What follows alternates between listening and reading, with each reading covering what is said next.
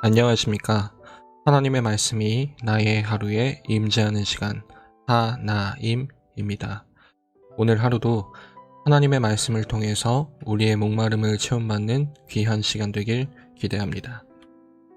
네, 오늘은 누가복음 4장입니다. 우리 다같이 성경을 펴서 천천히 함께 따라 읽도록 하겠습니다. 예수께서 성령의 충만함을 입어 요단강에서 돌아오사 광야에서 40일 동안 성령에게 이끌리시며 마귀에게 시험을 받으시더라. 이 모든 날에 아무것도 잡수시지 아니하시니 날수가 다함에 줄이신지라. 마귀가 이르되 내가 만일 하나님의 아들이거든 이 돌들에게 명하여 떡이 되게 하라. 예수께서 대답하시되 기록된 바 사람이 떡으로만 살 것이 아니라 하였느니라.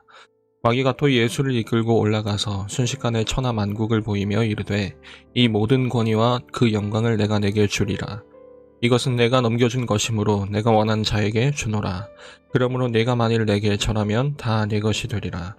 예수께서 대답하여 이르시되 기록된 바 주 너의 하나님께 경배하고 다만 그를 섬기라 하였느니라. 또 이끌고 예루살렘으로 가서 성전 꼭대기에 세우고 이르되 내가 만일 하나님의 아들이거든 여기서 뛰어내리라. 기록되었으되 하나님이 너를 위하여 그 사자들을 명하사 너를 지키게 하시리라 하였고 또한 그들이 손으로 너를 받들어 내 발이 돌에 부딪히지 않게 하시리라 하였느니라. 예수께서 대답하여 이르시되 주 너희의 하나님을 시험하지 말라 하였느니라. 마귀가 모든 시험을 다 한 후에 얼마 동안 떠나니라. 예수께서 성령의 능력으로 갈릴리에 돌아가시니 그 소문이 사방에 퍼졌고 친히 그 여러 회당에서 가르치심에 뭇사람에게 칭송을 받으시더라. 예수께서 그 자라나신 곳 나사렛에 이르사 안식일에 늘 하시던 대로 회당에 들어가사 성경을 읽으려고 서심해 선지자 이사야의 글을 들이거늘 책을 펴서 이렇게 기록된 데를 찾으시니 곧 주의 성령이 내게 임하셨으니 이는 가난한 자에게 복음을 전하게 하시려고 내게 기름을 부으시고 나를 보내사 포로된 자에게 자유를, 눈먼 자에게 다시 보게 함을 전파하며 눌린 자를 자유롭게 하고 주의 은혜의 해를 전파하게 하려 하심이라 하였더라. 책을 덮어 그 맡은 자에게 주시고 앉으시니 회당에 있는 자들이 다 주목하여 보더라. 이에 예수께서 그들에게 말씀하시되 이 글이 오늘 너희 귀에 응하였느니라 하시니 그들이 다 그를 증언하고 그 입으로 나오는 바 은혜로운 말을 놀랍게 여겨 이르되 이 사람이 요셉의 아들이 아니냐. 예수께서 그들에게 이르시되 너희가 반드시 의사야 너 자신을 고치라 하는 속담을 인용하여 내게 말하기를 우리가 들은 바 가버나움에서 행한 일을 내 고향 여기서도 행하라 하리라. 또 이르시되 내가 진실로 너희에게 이르노니 선지자가 고향에서는 환영을 받는 자가 없느니라. 내가 참으로 너희에게 이르노니 엘리야 시대에 하늘이 3년 6개월간 닫히어 온 땅에 큰 흉년이 들었을 때에 이스라엘에 많은 과부가 있었으되 엘리야가 그중 한 사람에게도 보내심을 받지 않고 오직 시돈 땅에 있는 사렙다의 한 과부에게 뿐이었으며 또 선지자 엘리사 때에 이스라엘에 많은 나병 환자가 있었으되 그 중에 한 사람도 깨끗함을 얻지 못하고 오직 수리아 사람 나아만 뿐이었느니라. 회당에 있는 자들이 이것을 듣고 다 크게 화가 나서 일어나 동네 밖으로 쫓아내어 그 동네가 건설된 산 낭떠러지까지 끌고 가서 밀쳐 떨어뜨리고자 하되 예수께서 그들 가운데로 지나서 가시니라. 갈릴리의 가버나움 동네에 내려오사 안식일에 가르치심에 그들이 그 가르치심에 놀라니 이는 그 말씀이 권위가 있음이로라. 회당에 더러운 귀신 들린 사람이 있어 크게 소리질러 이르되 아 나사렛 예수여 우리가 당신과 무슨 상관이 있나이까. 우리를 멸하러 왔나이까. 나는 당신이 누구인 줄 아노니 하나님의 거룩한 자니이다. 예수께서 꾸짖어 이르시되 잠잠하고 그 사람에게서 나오라 하시니 귀신이 그 사람을 무리 중에 넘어뜨리고 나오되 그 사람은 상하지 아니한지라. 다 놀라 서로 말하여 이르되 이 어떠한 말씀인고 권위와 능력으로 더러운 귀신을 명함에 나가는도다 하더라. 이에 예수의 소문이 그 근처 사방에 퍼지니라. 예수께서 일어나 회당에서 나가사 시몬의 집에 들어가시니 시몬의 장모가 중한 열병을 앓고 있는지라. 사람들이 그를 위하여 예수께 구하니 예수께서 가까이 서서 열병을 꾸짖으신데 병이 떠나고 여자가 곧 일어나 그들에게 수종드니라. 해질 무렵에 사람들이 온갖 병자들을 데리고 나오매 예수께서 일일이 그 위에 손을 얹으사 고치시니 여러 사람에게서 귀신들이 나가며 소리질러 이르되 당신은 하나님의 아들이니이다. 예수께서 꾸짖으사 그들이 말함을 허락하지 아니하시니 이는 자기를 그리스도인 줄 알미러라. 날이 밝음에 예수께서 나오사 한적한 곳에 가시니 우리가 찾다가 만나서 자기들에게서 떠나시지 못하게 만류하려 하매 예수께서 이르시되 내가 다른 동네들에서도 하나님의 나라 복음을 전하여야 하리니 나는 이 일을 위해 보내심을 받았노라 하시고 갈릴리 여러 회당에서 전도하시더라. 여러분, 오늘 4장에서는 드디어 예수님께서 무대 중앙에 위치하시는 모습을 볼 수가 있습니다. 그간 예수님의 모습은 광야에서 세례받으실 때도 그랬고 하나님의 음성으로 그분의 아들이심이 입증될 때도 그랬고 여러 인물들을 통해 그분의 사명이 선포될 때도 그랬고 그 중에서 예수님은 늘 수동적인 모습만을 취하셨는데 오늘 광야 시험부터는 예수님은 이제 능동적이고 적극적으로 움직이시는 모습을 보여주십니다. 그러나 우리가 분명히 주의하고 넘어가야 될 한 가지 사실은 바로 예수님께서 적극적으로 행동하시지만 자신의 힘으로는 행동하시지 않는다는 점입니다. 예수님의 적극성은 하나님의 일을 맡은 중개자로 활동하는 것이고 이 역할을 입증하는 것이 바로 오늘 이 광야 시험 사건입니다. 마귀는 3가지를 예수님께 시험하는데 그 3가지는 모두 구약의 이스라엘 백성들이 하나같이 실패했던 것들이었습니다. 오늘 이야기에서도 이 광야라는 장소, 그리고 40이라는 숫자의 상징성, 그리고 원래 하나님의 아들로서의 역할을 부여받았던 그 구약의 이스라엘 백성, 이 요소들은 모두 그 광야 시절의 이스라엘 백성을 모티프로 삼고 있는 것입니다. 이스라엘은 광야에서 배고픔의 시험을 받았었고 또 이스라엘은 하나님 외에는 어떤 우상도 따르지 않는 그 명령을 받았었습니다.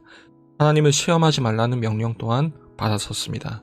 이 모든 내용들은 구약 신명기 6장에서 8장까지의 내용에 다 담겨 있습니다. 그리고 오늘 예수님께서는 그들이 철저히 실패했던 그 성경 내용, 신명기 6장에서 8장 내용을 인용하시면서 마귀의 시험을 이겨내시는 것입니다. 요는 이거죠. 마귀는 예수님이 하나님의 아들이라는 그 사실을 부정하는 것이 아니라 그 아들의 신분을 남용하도록 시험하는 겁니다. 마귀는 예수님이 자신의 목적을 이루기 위해서 자신의 방식대로 자신의 힘을 남용하도록 자극하죠. 그런데 예수님은 어떻게 반응하십니까? 물론 예수님 역시도 음식이 필요하다는 그 사실을 부정하지 않으십니다. 하지만 예수님께서는 그 배고픔 가운데서, 억눌린 가운데서 하나님의 공급하심을 확실히 믿고 하나님 뜻에 순종함을 입증하십니다. 그리고 이제 이야기는 똑같이 이어지게 됩니다.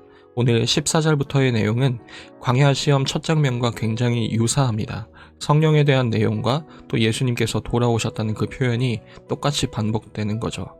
이제 예수님께서는 하나님의 뜻에 대한 순종과 또 성령의 인도로 적극적으로 행동하실 겁니다. 적극적으로 하나님의 좋은 소식을 선포하실 것입니다. 그렇다면 그에 대한 사람들의 반응과 결과는 어떨까요? 오늘 예수님의 고향 나사렛 땅에서 벌어진 일과 가버나움 땅에서 벌어진 일들이 이 사실을 보여줍니다. 그리고 놀랍게도 예수님은 거부당하십니다. 그것도 아주 폭력적으로 말입니다. 다른 사람도 아니고 고향 사람들인데 정말 어릴 적부터 봐왔던 그 사람들이 예수님을 죽이려 하는 아주 충격적인 모습을 우리는 볼 수 있습니다. 그리고 우리는 그 이야기 가운데에서 한 가지 표현을 눈여겨볼 수 있을 것 같아요. 바로 이 사람이 요셉의 아들이 아니냐라는 사람들의 반응입니다. 여러분 어제 살폈던 그 예수님의 족보의 서두와 맞물려서 결국 이 패러다임을 또 떠올리게 하는 거죠.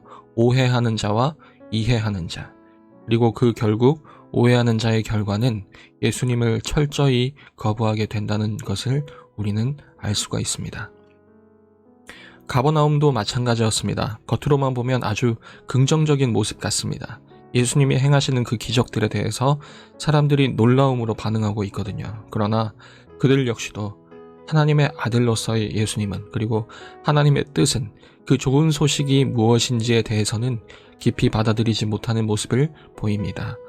귀신 역시도 예수님의 정체를 알긴 했지만 거부하는 모습을 보입니다. 결국 오늘 이야기는 하나님의 일을 하기에 모든 자격 검증을 마치신 예수님께서 이제 적극적으로 하나님의 일을 수행하시지만 그에 대한 사람들의 반응, 예수님의 정체를 이해하지 못하고 받아들이지 못하는 자들에게 그 귀결은 아주 폭력적이고 철저한 거부로 나타난다는 사실입니다. 여러분 오늘 이야기 역시도 하나님의 뜻에 대한 오해와 그리고 이해의 그 큰 틀 안에서 전개됨을 우리는 살펴보았습니다. 심지어 마귀의 시험 때도 마찬가지로 마귀는 하나님의 말씀으로 시험했습니다.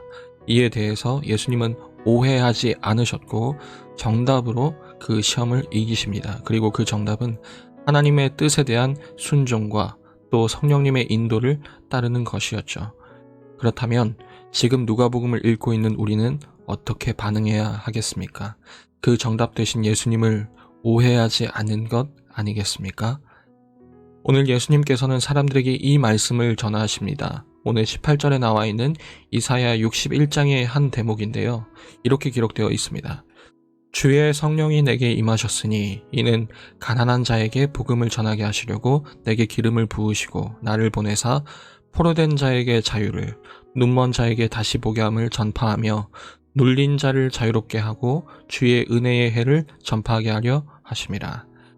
여러분, 가난한 자, 포로된 자, 보지 못하는 자, 억눌린 자, 이 모두는 스스로는 아무것도 할 수 없이 버림받을 수밖에 없는 이들을 가리킵니다. 바로 우리 같은 사람들 말입니다. 우리들을 위해서 하나님은 나를 보내셨다는 그 예수님의 메시지인 것입니다. 여러분, 이 사실을 오해하지 않고 왜곡하지 않고 그대로 받아들일 수 있기를 바랍니다. 우리는 스스로 아무것도 할 수 없는 자들이며 그런 우리를 위해서 하나님은 우리 예수님을 보내셨다는 그 사실을 말입니다.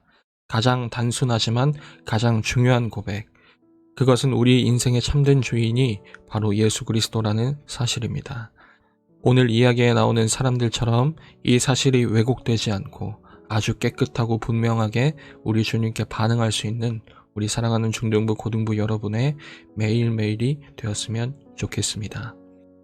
매일 저녁 9시 하나님의 말씀이 나의 하루에 임재하는 시간, 오늘은 이것으로 마치도록 하겠습니다.